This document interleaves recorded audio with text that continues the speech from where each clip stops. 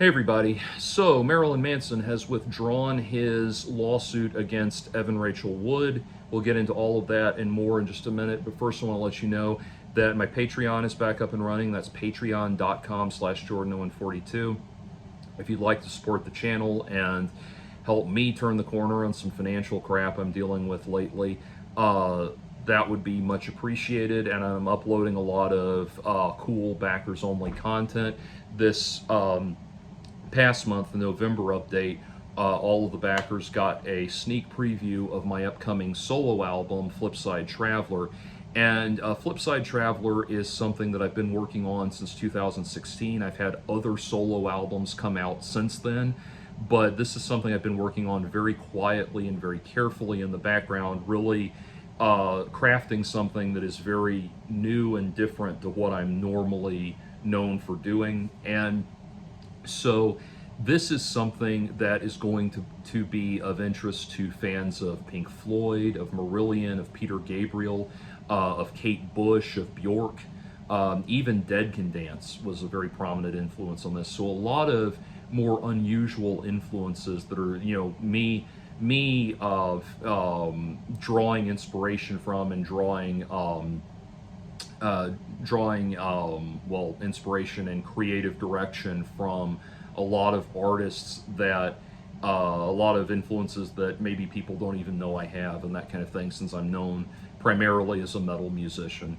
So this is going to be a very different sort of record, and I'm really excited for people to hear it. It's going to be coming out in the first quarter of 2025. So that's what's going on in that regard right now. Anyway, let's talk about this current situation with Marilyn Manson withdrawing his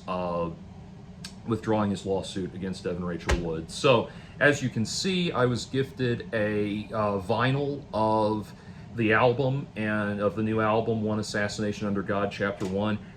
I'm going to do a whole review of the album separately from this. I don't want that to be tainted by Evan Rachel Wood related bullshit.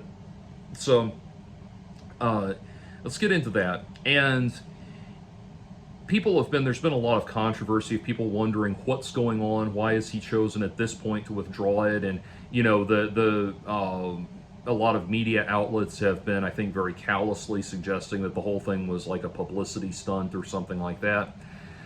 And to which I would say you would be hard-pressed to find somebody, even a wealthy man like Marilyn Manson, that is willing to part with $327,000 for a publicity stunt. But anyway, to say nothing of his own attorney's fees. So what I think has happened is a lot less complicated and a lot more mundane, which is that I think he's just not, at this point, he no longer really has the same claims against her that he did back then when he first filed the lawsuit.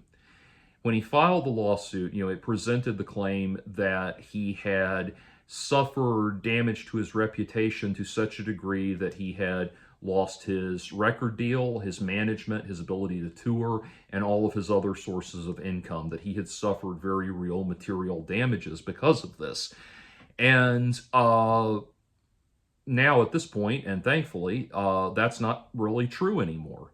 He is no longer going to, he is back from the abyss, essentially. He's got representation again, he's got a record label, he's back on the road touring, he's got a hit album, all of that stuff. So at this point, it's just, his claims are not going to hold the same water because he's not suffering anymore. It would be like if you were to take someone to court for personal injury on the grounds that you have a now lifelong chronic condition, and then you are healed, well, you just don't have quite the same claim anymore. Now, in that case, you might want to refile there's other areas where you could refile on a personal injury claim, but it's just not the same case anymore. And so it's the same thing here. Trying to say that he's now suffering as a result of this is a much harder case to make. I understand where all the Manson fans are coming from, and I join you in your frustration. Uh, that, it would have been very satisfying to see Evan Rachel Wood eat crow and all of that. But sadly, the court system by and large is not interested in just taking liars and forcing them to retract their statements, as satisfying as that might be. The courts are going to care more about material damages. What actual damages have resulted from from a person's claims against you. And yes, severe emotional distress is a legitimate claim. It's a harder claim to prove than something like, you lost your management and your record deal as a result of these accusations. That is a material fact that can be easily and demonstrably verified. Uh, there are different jurisdictions that handle it differently. Like, for example, here in Georgia, if claims of any untrue accusation of sexual immorality is grounds for action, or is actionable irrespective of the actual damage that the person has suffered. You can, so if somebody accuses you, for example, accuses you of being a pedophile, to pick a sex crime, in the state of Georgia, and that is an untrue statement, you can instantly file against them and receive judgment against them just on the basis of the fact that they made the claim. So anything like that is, any different jurisdictions, handle claims differently. But by and large, they're only interested in the material results of the accusation. And so that's where it is with this. And so I realize it's a very bittersweet victory for Marilyn Manson fans, but that's bittersweet in the sense that we got our hero back, we got our man back, and he's better than ever. He's got a new hit record out. Like I said, I'm going to do a review of this, but a deep dive on this. But this is a fantastic record. He's back and all of that, and we got our man back, but we didn't get the same comeuppance that Amber Heard got. That's unfortunate. And what'll happen, I think, at this point, now all of the news outlets are all saying Marilyn Manson releases first album since sexual assault allegations, or since abuse allegations, etc. The next record, when Chapter 2 comes out, Manson has said this is the first half of his story, so it looks like we're going to do a Guns N' Roses Use Your Illusion 1 and 2 kind of thing with this, which, by the way, I think is a wise decision because it gives you two very strong punches of material rather than like an 18-track album like Manson is given to do in the past. But anyway, so I think by the time the second album comes out, and then certainly or the next album comes out, and then certainly whatever the album after that is, I think the mainstream media will have more or less made peace with the fact that he's back and these accusations have not derailed him, and maybe then we'll just start getting Manson releases new album articles instead of Manson releases first album since accusation articles. So that's where it's at right now. And I think the thing is, as I was thinking about this, I've alluded to this before, but just the whole meta thing of like when an accusation comes out against a performer, we in the fandom are all expected to throw out all of our albums and stop listening to the person altogether. I think is very disingenuous, and I think I don't think that that's a reasonable or legitimate request of people. It's kind of like when Michael Che recently on SNL Weekend Update said, he said, "Man, if Donald Trump can get reelected, I'm gonna start listening to R. Kelly again." And then he, kind of sheepishly smiles and says, "I mean, I never stopped, but I'm gonna stop pretending that I did." And I think that's really I think that's really what needs to stop in all of this. because it's funny, like Evan Rachel Wood in that documentary I commented on back in the last video I did about this. I did a commentary on a new Marilyn Manson documentary that's come out. I think it's Marilyn Manson Unmasked or Marilyn Manson Unchained or something unmitigated, undiluted, I don't know. But anyway, uh, Marilyn Manson Unmasked, I believe it was. But anyway, they interviewed Evan Rachel Wood in that, and she talked about how the songs on the high end of Low were inspired by the failing of their relationship. And she says, I don't want people to stop listening. I'm not trying to get people to stop listening to his music. I just want them to know where where those songs came from. And at that point, you have to ask, like, well, what is it that you're wanting in all of this? I mean, if it's not your intention to get people to stop listening to his music, what are you trying to get out of this? Especially because, first of all, we all in the fandom already knew that the high end of Low was that most of the material on the high end of Low was inspired by the failing of his relationship with Evan Rachel Wood. We already knew that. He talked about it. But secondly, a rock star writing songs about the fucked up shit that's going on in their personal lives is not a scandal. Rock stars have done that for as long as there have been rock stars.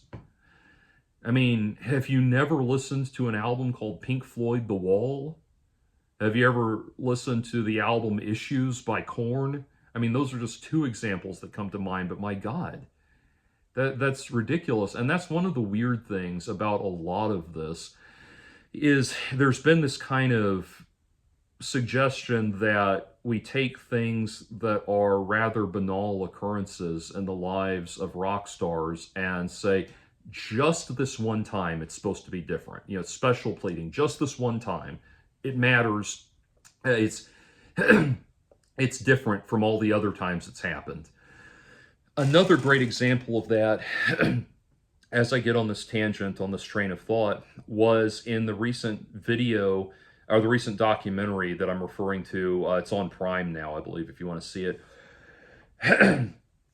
One of the things that they referred to was, or one of the things that they showed was this archival footage from back in the Antichrist Superstar era, where some interviewer is going around interviewing teenage girls that are in line to get into a venue to see Manson on the Antichrist Superstar tour. And they're saying, oh, I want to fuck Manson, or I want to fuck Twiggy, or things like that, like the members of the band they're sexually attracted to and all of that.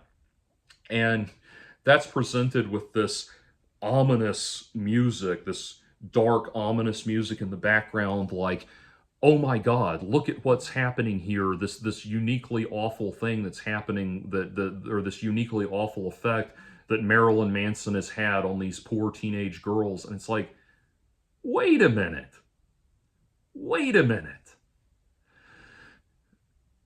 Teenagers, male and female, being attracted to their favorite sexually attracted to their favorite pop stars is not an unusual occurrence.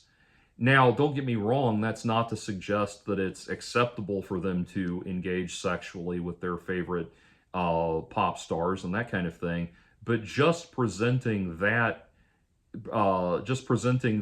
expression of desire in and of itself as being uniquely wrong in this occurrence with Marilyn Manson fails to take into account that this is something that's been going on since Elvis, since the Beatles, since Bowie, all the way up into examples that are concurrent to that, like NSYNC and the Backstreet Boys, all the way up into modern examples going through Jonas Brothers, One Direction, up into BTS, and a whole host of pop stars and rock stars through the years that teenage girls have gone crazy about and have ranted and raved about how much they want to fuck and things like that.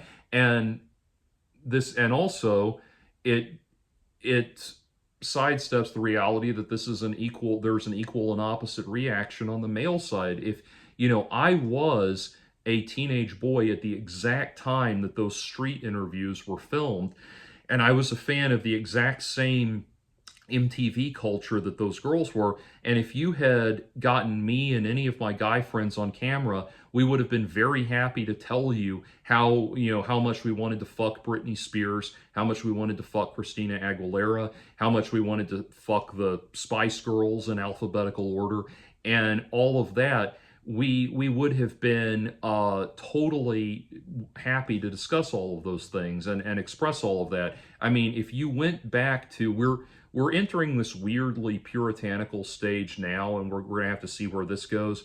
But we're in this very weird puritanical stage where we think that like sexual desire is not supposed to kick in until you're about 28, apparently.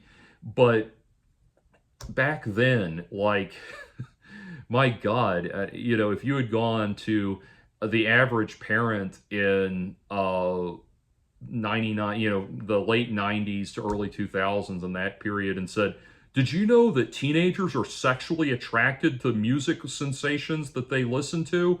They would have been like, right. Like, I mean, don't get me wrong, there will always be that small sliver of the PMRC type people that can't, the people that can't admit that they were born naked in bed with a woman. But other than that, people, yeah, understand, yes, teenagers are going to fantasize sexually about famous famous people that they're attracted to. That kind of just goes with the territory. And for me at the time, my specific celebrity dream lays at the time would have been Natalie Portman and Sarah McLachlan and Jewel and a few others like that. I mean, it's just I keep saying it's just ridiculous. But they want to try to say, oh well, there's this one unique thing. Now maybe you're about to say, oh well, Britney Spears and Christina Aguilera and the Spice Girls, sure they had sexual overtones, but by and large they were marketed as being wholesome and wholesome, bring them home to mother kind of women or something like that. And it's different with Marilyn Manson, that was deliberately positioning himself as a demented, lecherous maniac, heavy metal maniac or something like that. To which I would say, oh, well, then you would also have been able to get me and my guy friends at the time to talk about all of the lascivious and perverted things we wanted to do with Fallon Bowman and Morgan Lander from Kitty, or all of the members of Drain STH, or any of the other, prominent female heavy metal rockers out there. I mean, yes, again, there's always an equal and opposite reaction on both sides in all of this. So I bring that up because it's just very strange to me as someone, maybe if you're younger than me and you're growing up in this current climate, it's not as odd to you. But for me, someone who, was raised by the generation that did the Summer of Love and and lived through and lived through the those values becoming largely mainstream and that sort of thing. It's just very odd to me that you would think that that's a compelling argument. And again, so I'm getting a little bit far afield of all of this, but the whole point being this thing where we are expected to give up enjoying things that we enjoy because the person who created them is accused of being an asshole in some way. It's disingenuous. It's got to stop. Somebody asked me recently, what do you think about the accusations against Neil Gaiman? I said, I don't know what they are and I don't care. And I don't need to know, by the way. I don't want to know. Don't tell me. Don't put it in the comments section, because for some reason, every time I say I don't need to know something, I don't want to know something, somebody puts it in the comments section. Anyway, I don't care what Neil Gaiman's accused of, or anything. I don't know what it is, and I don't care to know what it is. Sandman will continue to be my favorite comic book of all time. Sorry. Now, as I say that, don't get me wrong. I understand that I understand that there's a point of personal disgust. I can appreciate that. It's kind of like, I know a Me Too story that's never gone to the press, or never been made public, but it was conveyed to me by somebody who was close to the person that it happened to. It was something that happened. All I'm going to say is it was something that was done by a male pop star close to 25 years ago. That's all I'm going to say to identify in terms of identifying the person who did it. But I know about this very prominent male pop music star that did this thing. Apparently, did this thing, and this was told to me by someone who would have no reason to lie to me and was close to the person in question, and it was arguably an act of sexual assault. Uh, anyway, like I said, I'm not going to say who it was because the accusation's never been made public by the person, so I'm not going to make it, especially when I have no way of validating the information. But anyway, what that person's accused of doing, and I believe they did it, is so gross to me that I've not really that happened. I found out about that before I had the opportunity to really get into this performer's music, and so consequently, I just never have. I've never wanted to really listen to him because I just kind of think, yuck, that's gross. That grossed me out. I don't want to think about that anymore.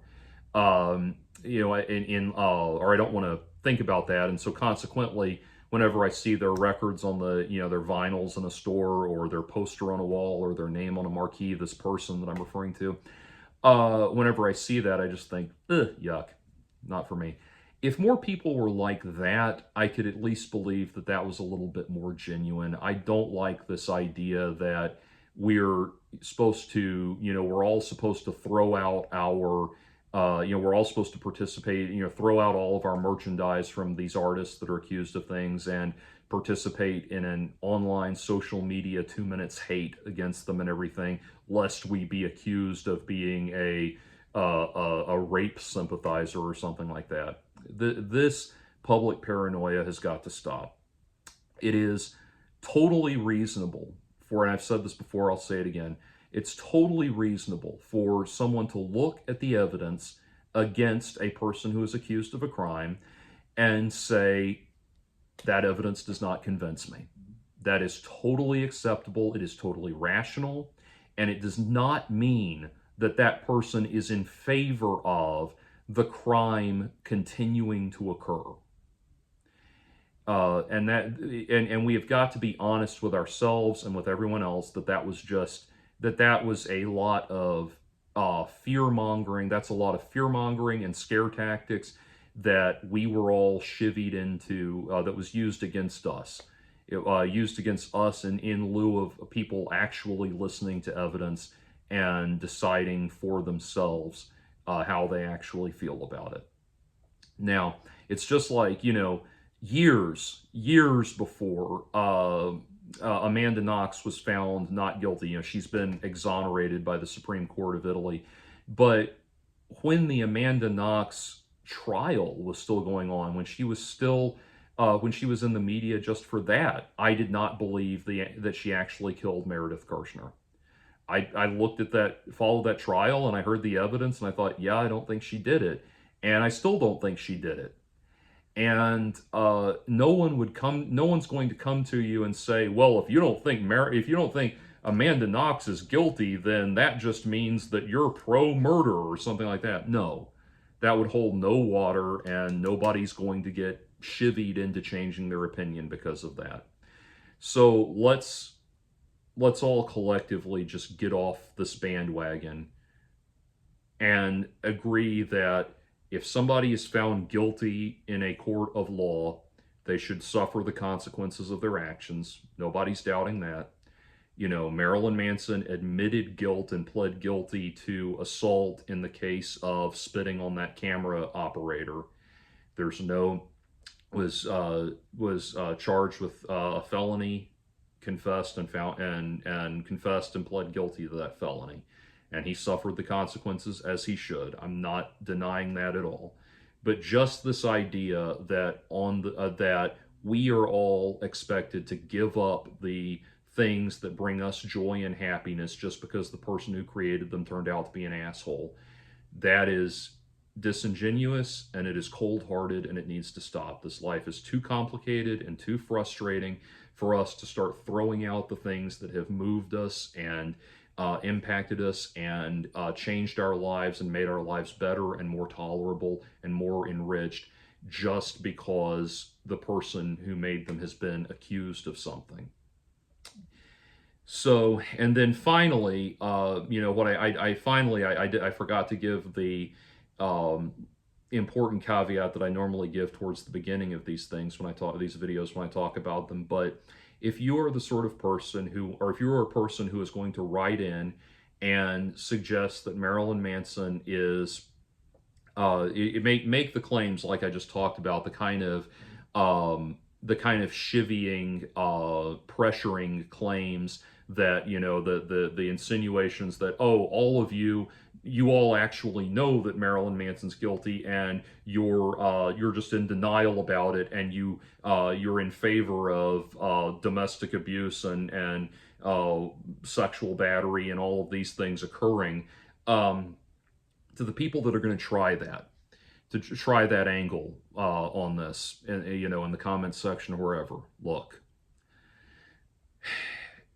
it has been demonstrated. We have had Evan Rachel Wood circulated a letter purporting to be from an FBI agent saying that there was an open investigation into Marilyn Manson.